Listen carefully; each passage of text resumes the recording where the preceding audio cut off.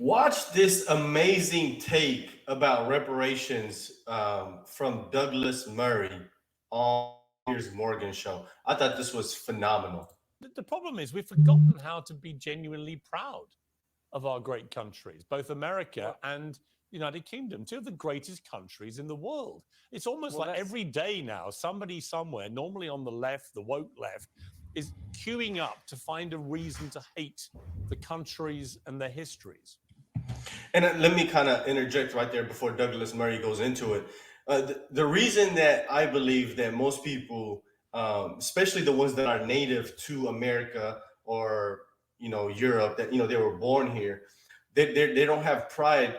Most of them because they don't know the principles of what it means to be an American. See, they think that America is um, they identify America with like Christianity or with white supremacy or with some type of like ideology, when in reality America is the land of freedom and opportunity, in my opinion, where you can. It's a land where we're striving to be a more perfect union, like they say. Um, it's not everything is not set in stone. You're able to come here and create freedom and opportunity that you can't get anywhere else, and life, liberty, and the pursuit of happiness is the bottom line of what it means to be an American. And those three things, they can't be infringed on by any government or any institution like in other countries. Nobody here in this country can take away your life with no consequence. They can't take away your liberty, and they can't take away your pursuit of happiness, whatever that means to you. So that I believe is what it means to be an American. And most Americans that are born here, they don't know that, or they don't believe that, and they don't see that. They see the history, and I'm not denying that the history of it was bad, in some cases evil, but I'm also not going to deny the fact that it has changed. It has strived to create a place where everybody is equal, and I feel like we're finally at that place where you can be as equal as anybody that's around you. So that's my take on it. Well, it's a kind of grievance competition. Your guest earlier just tried to engage in it. I don't know what hurt she believes she's had from slavery. All of this was addressed 2 centuries ago. Everything has consequences. All history has consequences and ramifications.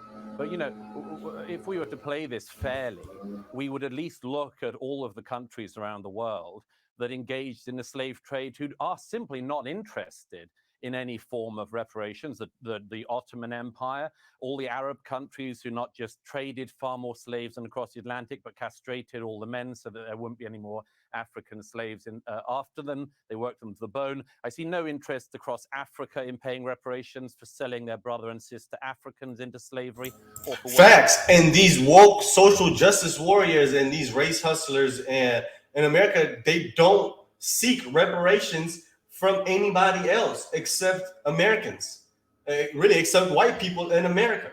They want everybody to ignore who the actual culprits were in slavery, which were the ones that rounded up people and sold them. I mean, everybody is complicit, but if you want to get, reparations and go to the root of it, you have to be fair. You can't just stop the buck at the people that you demonize for some reason, that you dislike really because of their skin color, not because of what they really did, what they really did to you.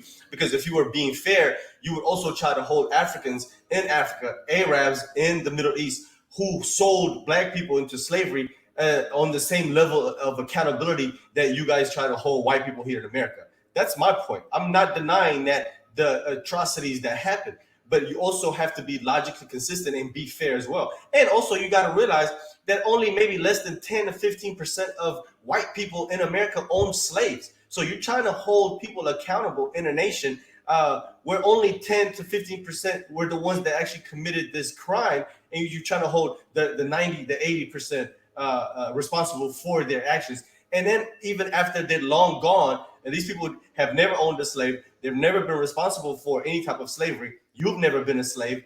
How are you going to hold people accountable for something that they didn't do? And then also for something that only 10 to 15% of people did in history. So you gotta be consistent. working them to the bone to the present day. There is slavery across Africa today. In fact, there are more slaves in the world today than there were at the height of the transatlantic slave trade.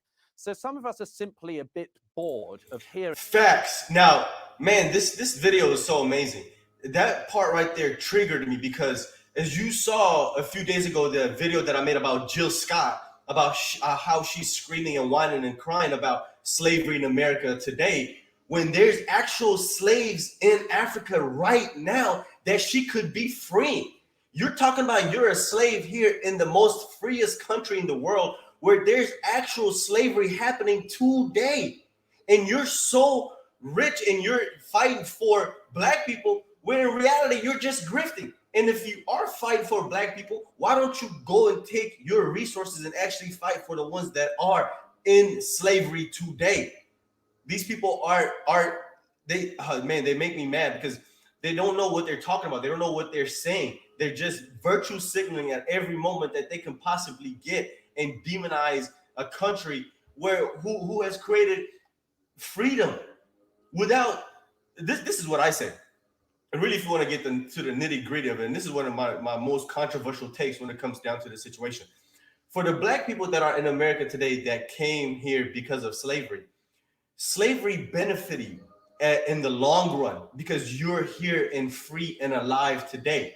If you were captured and brought over to America, that means you are a prisoner of war, a slave already back in Africa. So you would have either been killed off, because that's what they did in Africa. Whenever they went and conquered another tribe, they killed off everybody they couldn't use. They sold, they kept who they could use for themselves, and then sold who was that they can basically sell off, that was valuable. You know what I'm saying? That is a worker in a sense. So if you can't produce at a certain level, they kill you off. They take some for themselves, and then they sell the rest. So if you came here to America, that's where you were in Africa. You were somebody's slave already. You were somebody's prisoner of war.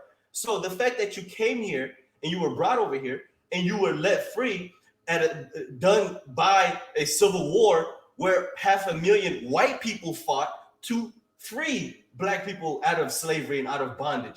But people always want to demonize the wrong people in the situation where slavery was just the evils of humanity all over the world. It's not categorized, and it doesn't belong to one person's ideology. That's my take with this whole scenario here, is that slavery does not belong to white people. It does not belong to black people. It does not belong to Arab. It belongs to humanity. It is just one of the evils of being a human being, that we have enslaved each other. Stop playing that whole white people, black people, Asian people, Indian people. Nah, man, everybody was a slave at one point of time in their lineage. Just do some more research. People ripping at closed wounds and then crying about their hurt or their presumed hurt, because everybody could do this. 1 million Europeans were stolen by North Africans over the course of decades of the North African Barbary pirate slave trade. Where would you end if you did that? The answer is you couldn't end, because nobody is alive who has actually suffered the hurt, and nobody is alive who did the wrong. And I'd make one other point. But people are alive that did benefit from slavery on both ends. The people that are here that built wealth through slavery, and then the people that were brought over here to America through slavery, who are alive today instead of being killed off over there in Africa or being a slave still. And let's just say you have the argument that, well, I probably would have gained my freedom back in my own land in Africa. Yeah, you probably could have, but the thing is, your standard of living back in Africa is a lot worse than it is here. So it's not even comparable. You got your freedom here in America where life is amazing, or you could have got your freedom back in Africa where you probably, you don't want to be in Africa. I'll just tell you that right now. That's not one place you want to live. If I may, it's always the countries that people want to come to who are put through this struggle session. Britain, like America and France, are the most desired destinations for migrants worldwide, and have been for centuries. Why is that? It's not. This video is just so amazing, man. This I just want to point out this video and his take on this is just phenomenal. Why is that? Why is there so many migrants, so many immigrants from Africa, from Asia, from India, from the Middle East are trying their hardest to come to these Western countries? Why is that? If this is such an oppressive land, an oppressive place, or land of slavery, like Jill Scott says in today's time, why is that people are flocking over here? Why is it that they're coming over here and you're not leaving? If you're a slave here and you're oppressed and you have the ability to leave, but you don't leave, but you have people that are experiencing slavery and totalitarianism and communism in all these other countries, and they're coming over here. Why is that? Why is that? They can't answer that question. Because we're racist. It's because we're better. It's because we're good. It's because Facts. when we see racism, we actually call it out and recognize it as a sin. Facts. Try finding that across Africa. Try finding that across the Middle East or in China. Nobody would hear. So what we have is a situation where the more virtuous countries are presented as the worst countries. It's sick, and most of us are tired of it. Thank you, Douglas. I am so sorry that Douglas is bored by the pain that has come from. That's not what he said. Disingenuous. He didn't say he's disingenuous. But what you're doing there, Yeah, but hang on, Paula. Paula, you're being very disingenuous. That's not what he said. I am. And I viewers think aren't if you stupid. read They know exactly what he said. He's not saying he's bored by the pain. He's saying, and I think it's a perfectly valid point, the pain that people who are alive today are claiming they're suffering for what happened 200 or 300 years, it's not a real pain. They're not the ones who suffered what was going on 200 or 300 years ago. So in terms of justice for all, I mean, I think we'd all agree that there Well, should I'm be not justice. suffering from when the Normans invaded we'd this all country. agree. I'm not suffering from what my ancestors went through. I noticed Or that from I'm the- not being allowed to respond. Or from the Romans. In other words, where do you take this? I mean, should I now be Well, I can feeling take it pain to from what the Romans 2015. did to this In country? terms of slavery, I can take it to 2015 when the slave owners were compensated by the government. So I can take it to that But where extent. does your personal pain come? And I can say to you that I don't think that apologising is a bad thing. I think that apologising for a wrong is a good thing. I think that the Dutch royal family have done a fantastic thing in acknowledging what has gone wrong. Okay, I hear you, but I honestly society. think it'll make no difference at all. Hey, you ever seen a wealthy? Yeah, there you have it. There you have it. Let me get this out of here. There you have it. I thought this was interesting. Now, the lady at the end, just one last tape. People like her, the reason that they do this, the reason that they sell oppression and victimhood to the community, one, it pays. It pays. She's on these panels mostly because she preaches oppression. If she had any other skill, she wouldn't need to do that.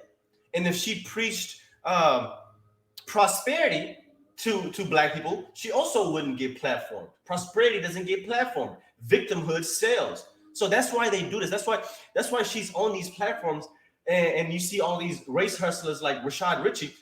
They're really not skillful. They don't have no other skill except to sell oppression. Because if they did, they'll go do something else.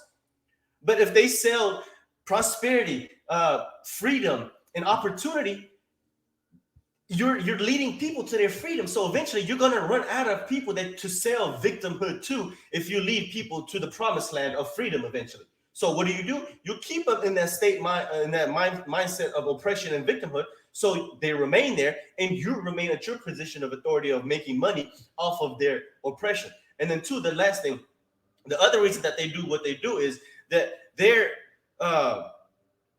scared. They're scared that they don't have anything else, like I said, to back off of, and they don't have no other excuse. So they use this as a way to say, hey, I'm not succeeding in life. I'm not gaining what I want to gain in life because I was a victim of something, because I'm oppressed somehow, because I'm still a slave. So they use that as a way to say, hey, you know what? This is the reason I can't make it in society today. This is the reason that I'm not making money. This is the reason I can't get a job. This is the reason I can't get into school. This is the reason I can't get a loan. They say this all the time. This is the reason that I'm not succeeding with the banks and I can't get a house. And that's a whole bunch of BS. That's a whole bunch of BS.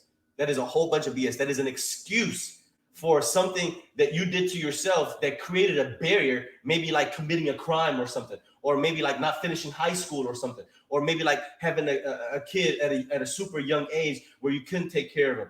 Things like that is what created those barriers and boundaries for you not to be able to succeed. But since you can't hold yourself accountable because for some reason people lack accountability, so they use victimhood and racism and oppression and slavery as an excuse. Oh, yeah, my ancestors a few hundred years ago were a slave, so today I don't have the opportunity that I would have if they weren't oppressed or if they weren't a slave. That's a whole bunch of BS. If they weren't oppressed or enslaved, they still probably would have been in Africa, oppressed and enslaved, or probably killed off, and you probably wouldn't exist in America today. So that's my take. Thanks for watching, guys. Make sure you hit the like button down below. And if this is your first time on the channel, consider hitting the subscribe button for more content. I'll see you on the next video. Peace.